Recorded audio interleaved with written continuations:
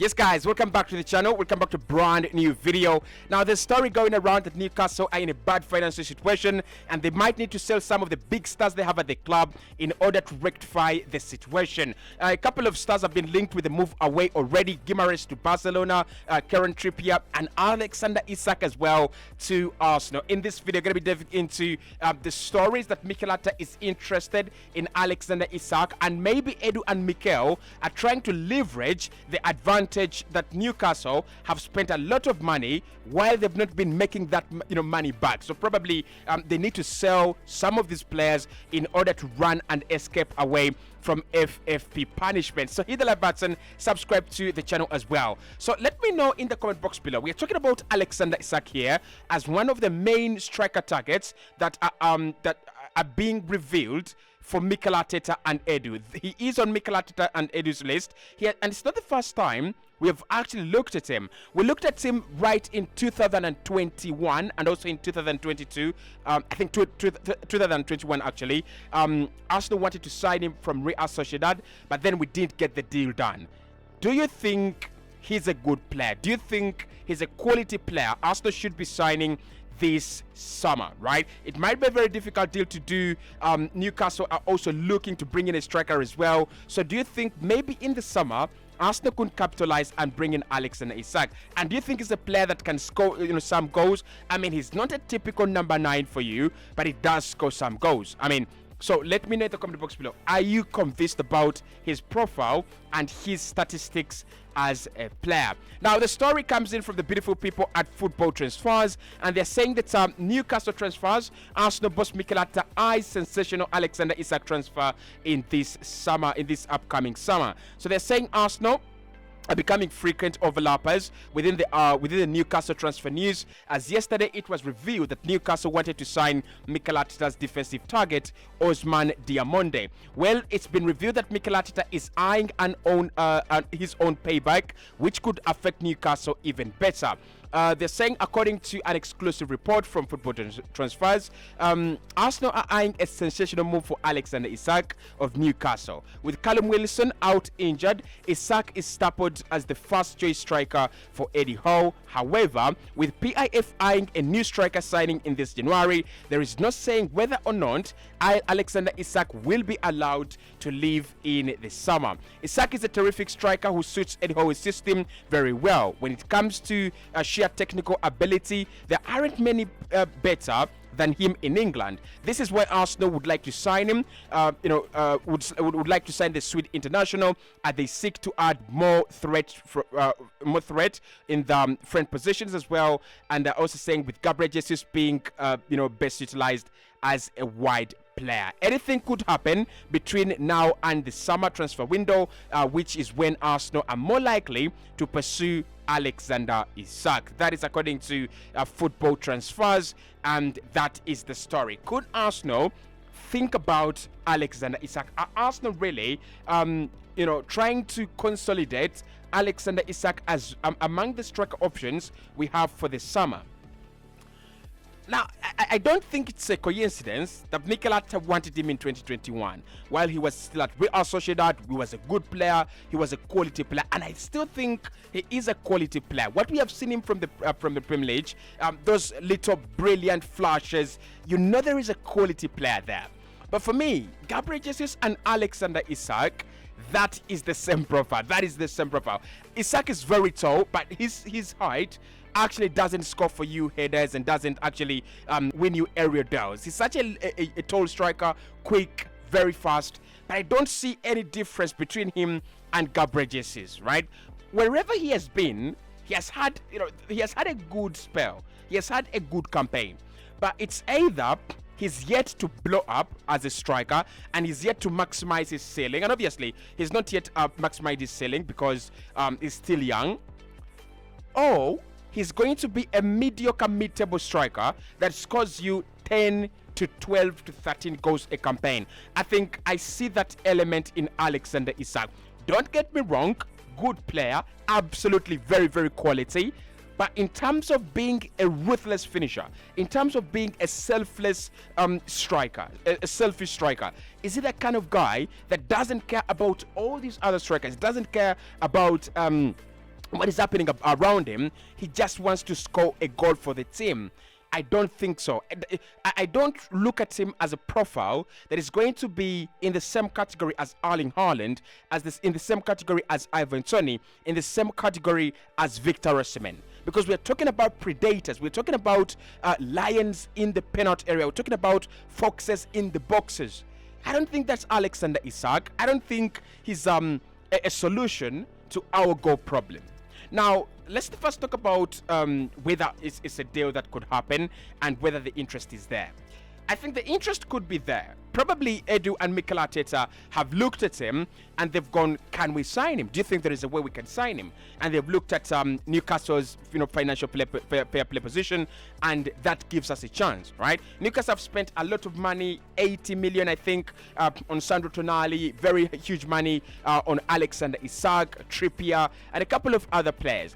And although they have the wealthiest owners in the world, that doesn't mean that they can spend all that money without being checked on. Remember, you have to spend as much as you can. That is number one. But also, secondly, you have to make sure that the money you are making, the money you're spending does not total amount to 105 million or does not exceed 105 million in terms of losses across 3 seasons. So you're allowed to make 105 million in losses across 3 seasons, but not more than that. And Newcastle, for me, the way I look at them, they've been a struggling side. They have turned around overnight.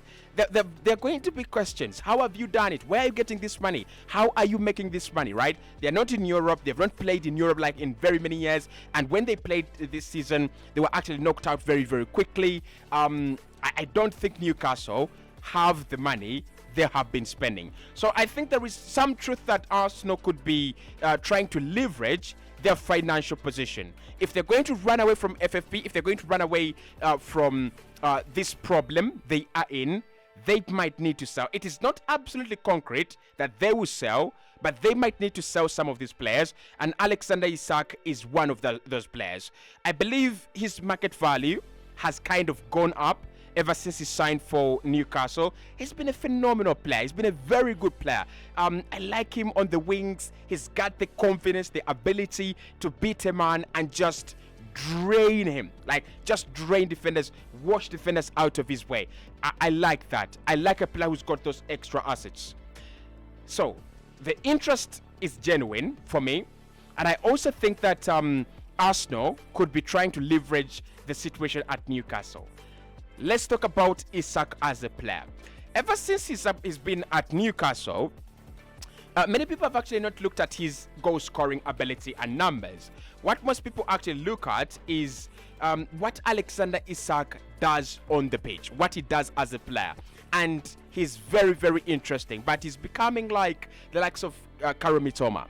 Very exciting, right? Very, very exciting, but he's not scoring a lot of goals, right? So last season, 10 goals. This season, 9 goals in 15 games. Now, no Arsenal player has scored more goals than him. No Arsenal player has actually managed any goals, as him as well. And his best season at Real Sociedad came in 2020-2021 when he actually scored 17 goals in 37 appearances. He's got to do better than this. He's got to be much, much better than this, right? If Arsenal looking at Ivan Toney and Victor Osimhen, and we're talking about Osimhen scoring 20 plus in a campaign, and we're talking about a season where Ivan scored 30 plus, and last season 20 goals. The options that Arsenal should actually go for are still very clear in my eyes. They're still very clear on my side. It is Ivan Toney, it is Victor Osimhen, right? I'm not saying don't sign Isak. I'm not saying he's not good enough for this time for this team. I'm saying we have a problem and we need a particular profile of a player, and I don't think that is Alexander Isak. I mean, you will disagree with me, and I respect that, but I don't think it's Alexander Isak. I don't think we need a 15-goal striker. We need someone who's going to explode. So does he have the potential to explode? I don't see him as that, right? I don't see him as... He is clinical. He does have the eye for goal, and he's tall, right? So probably Arsenal could launch the ball in the air and that could be an avenue for our play. But do I think he's hungry? Do I think he is selfish? Do I think he is a monster, a fox in the box? Do I think Alexander Isak is that? I don't think so. I still think when you sign Alexander Isak, you have brought in a Cody Gakpo, you have brought in a Darwin Núñez at the moment, right? So unless Mikel Arteta has a cheat code of exploding his numbers and making him the striker that no one thought he would become, unless we have a way of making sure that he becomes this, a star, bright striker, I don't think we should actually go for him. One is going to be very expensive. Newcastle are not just going to give him to you for 40, 50 million because they have a financial crisis. They will listen. They know the striker market right now is like going crazy. Everyone is trying to sign a striker. Madrid want a striker, Arsenal want a striker, Chelsea want a striker. So they'll be very patient, and they will ask for a lot of money. If Ivan Toney, who's not played in 8 months, is 100 million, Alexander Isak must surely cost 100 million as well. He's been scoring the goals. He's almost scored half of what Ivan Toney scored last season, right? And 9 in 15 games is not a bad return.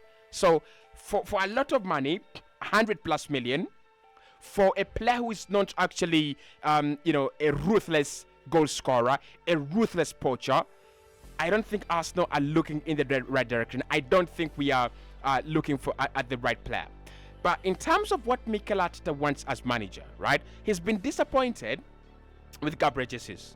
Jesus has picked up a couple of injuries ever since he became an Arsenal player, and that is quite, saddening. Why? I think Mikel had actually brought him as the glue that binds together his attack. He had brought him in as a metronome to his attack, and he had actually done it very well initially, right? The first period and the first parts of Gabriel Jesus we saw were magnificent. Scores a few goals, but he carries the ball right from the midfield. He's not afraid to take on players. He enters the penalty area with a lot of vigor and with a lot of energy. He creates a lot. He creates a lot of problems and danger, and defenders never wanted to play for him, right? It was like we had found our own version of Ronaldo da Lima. It was like we had found our own version of the best striker in the world, Messi, right? But then it just all withered away. It's all these injuries. He suffered 3 injuries in a space of 1 year, and that's the reason. That's the point. When you bring in a striker and he doesn't do what he's supposed to do, you've got to go to the market and spend again, right? And maybe Mikel Arteta is actually regretting right now, because during that period of time, he could have signed Dusan Vlahovic in January, didn't get the deal. Could have signed Darwin Núñez, didn't get the deal. Could have signed Cody Gakpo, he didn't get the deal. Now he's looking back and saying, I've made a blunder. I brought in a striker who actually does what I want to do, but he's never available. So I have to go again in the market at a time where the storm is absolutely very, very ruthless, and go and spend hundreds of millions on a position where I thought I had already spent money. So if he wants to sign a player to replace Gabriel Jesus directly, right, in terms of pressing, in terms of hold-up play, in terms of missing chances, in terms of not scoring goals, you have your guy. Alexander Isak will be your guy.